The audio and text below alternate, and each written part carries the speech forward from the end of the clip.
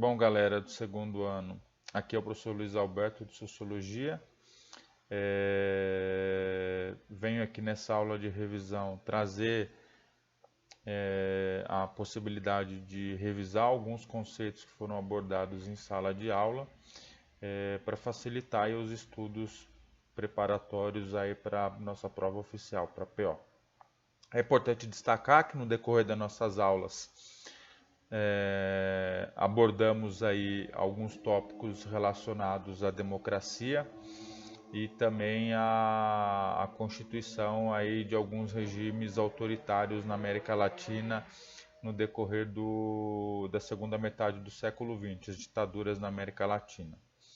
É importante inicialmente destacar que em termos conceituais e também em termos plenos, a democracia está vinculada de maneira direta e objetiva a dois valores que não podem ser, em hipótese alguma, em nenhuma circunstância, em nenhuma situação, separados de um movimento que leve à democracia.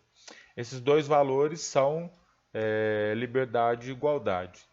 Por que esses dois valores não podem, em hipótese alguma, serem separados dessa perspectiva? Porque são valores fundamentais e são valores constituintes de uma perspectiva de justiça social, que em último caso, em última instância, é o objetivo pleno da democracia, é se certificar de que o regime utilizado vem a trazer justiça social.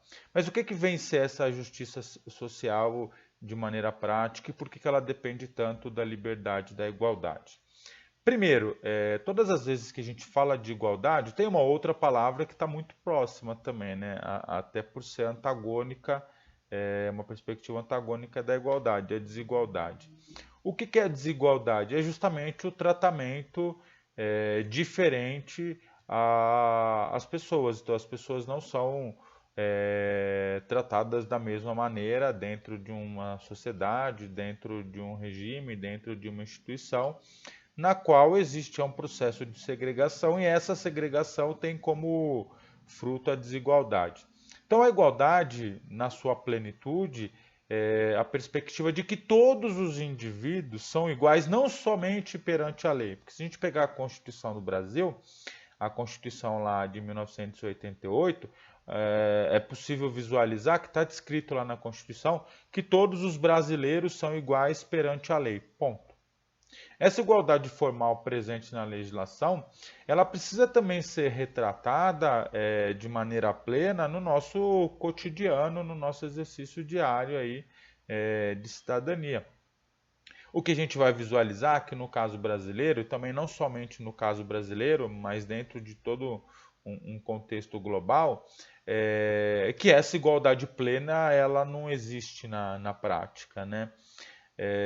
Na qual todos os indivíduos possuem aí não somente os mesmos direitos, mas possuem aí igualdade de condições dentro da própria sociedade.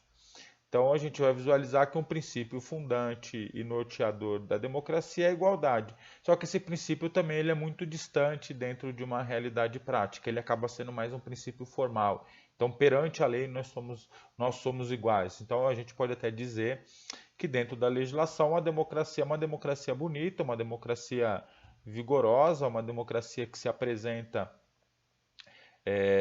de maneira bem clara quando se determina lá que todos os brasileiros são iguais, que nós temos aí a liberdade, que a liberdade é um princípio fundamental, mas de maneira plena a gente tem que visualizar se isso, no nosso caso concreto, acaba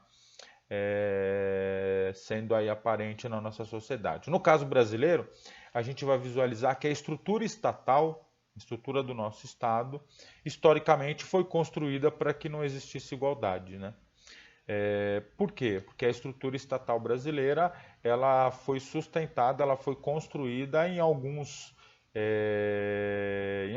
condicionantes que fazem com que o princípio de igualdade venha a ser inexistente. Por exemplo, três características marcantes da estrutura brasileira estatal e que foram construídas historicamente, ou seja, não são reflexo só do contexto atual, mas também são reflexo de toda a construção histórica, que é o nepotismo, o clientelismo e a corrupção. Esses três fatores são fatores que automaticamente a simples existência deles já gera desigualdade. Simples, assim, bem objetivo, né? Por quê?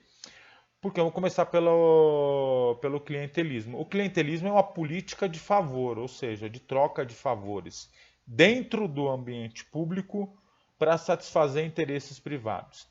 Quando a gente fala satisfazer interesses privados dentro de um ambiente público, a gente já está falando automaticamente na busca de privilégios, né? Porque eu tenho um interesse particular meu, interesse privado meu, e eu quero que esse interesse particular meu se sobreponha aos interesses públicos de todos. Eu quero que o meu interesse seja contemplado, independente de se isso vai favorecer o interesse público, o interesse coletivo, o interesse de todos. E o clientelismo é a troca de favores no âmbito do Estado para favorecimento de interesses particulares. Então, logo de cara, já não gera igualdade. Outro elemento que é o nepotismo, só para a gente ter ideia, ele é uma prática construída historicamente, na qual se caracteriza, por exemplo, pelo preenchimento de ocupações dentro do Estado, tendo como pré-requisito parentesco ou amizade com indivíduos que estão ali inseridos, estão com algum cargo de poder. Um exemplo, um parlamentar tem ao seu critério, por exemplo, dentro ali do seu gabinete, contratar um número X de assessores. Aí ele vai lá e contrata a mãe, o pai, o irmão, o primo, o cunhado, o gato, o cachorro, tal, para serem assessores dele. Então essa contratação ela não teve critérios técnicos, ela teve como base e como princípio aí, o único fato de ter uma relação direta com esse parlamentar. Então essa ocupação do Estado a partir aí de elementos particulares, no caso do nepotismo de parentesco, também gera privilégio, ou seja, o indivíduo que tem na sua família um agente público com poder de contratação de funcionários comissionados no âmbito do Estado é privilegiado, ou seja, não existe esse princípio de igualdade na sua base. É importante destacar que no caso brasileiro, até mesmo para evitar que isso, o nepotismo é um delito, é um crime no caso brasileiro, mas desde 1988, com a Constituição de 88, grande parte dos cargos públicos devem ser preenchidos através de concurso público, com condições iguais a todos. Por que grande parte? Porque parte dos cargos públicos ainda são cargos por indicação, na qual não existe a necessidade de concurso público. Mas grande parte dos cargos já tem essa premissa, só que o nepotismo ainda existe no Brasil. E o terceiro elemento é a corrupção. A corrupção ela é sistêmica, ela é estrutural e ela é histórica. A corrupção não começou hoje. A corrupção não faz parte deste congresso que está aqui hoje. A corrupção não faz parte, por exemplo, desse momento histórico do Brasil. A corrupção ela foi construída historicamente. O que é a corrupção? É o recebimento indevido, um recebimento indevido de vantagens que levem ao favorecimento no âmbito do Estado de determinados grupos ou de determinadas pessoas. Então, por exemplo, o parlamentar recebe um determinado valor para favorecer determinada empresa ou determinada pessoa em alguma situação vinculada ao próprio Estado. Isso é corrupção. Ah, professor, traz um exemplo concreto. Nesse exato momento, o Supremo Tribunal Federal, por exemplo, autorizou uma investigação do presidente da República em exercício no Brasil nesse momento, sobre o favorecimento, através de uma medida provisória com força de lei, a MP dos Portos, sobre o favorecimento ou possível favorecimento de um determinado grupo econômico com essa medida presidencial. Caso essa medida venha a ser comprovada, por exemplo, isso já é um caso de corrupção. Por quê? Porque provavelmente, isso também é alvo de investigação da polícia, só para trazer um exemplo de hoje, existiu aí uma determinada compensação pela emissão dessa medida provisória. Então, o agente público ele recebe uma vantagem indevida para favorecer determinado grupo ou determinada pessoa. Isso é corrupção.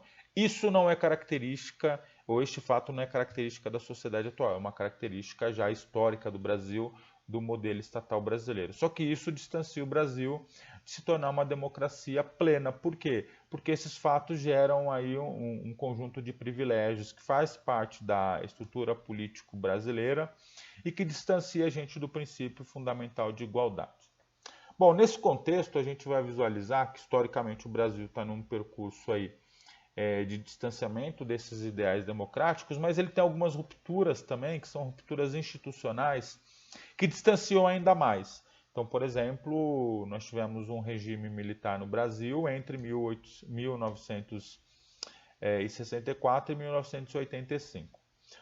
A grande questão referente ao regime militar no Brasil é que ele deve ser contextualizado, ele não aconteceu do nada. Os militares não acordaram um determinado dia e falaram: olha, vamos fazer um regime agora e vamos aí vamos derrubar o governo e vamos assumir o poder. Não foi mais ou menos assim, não.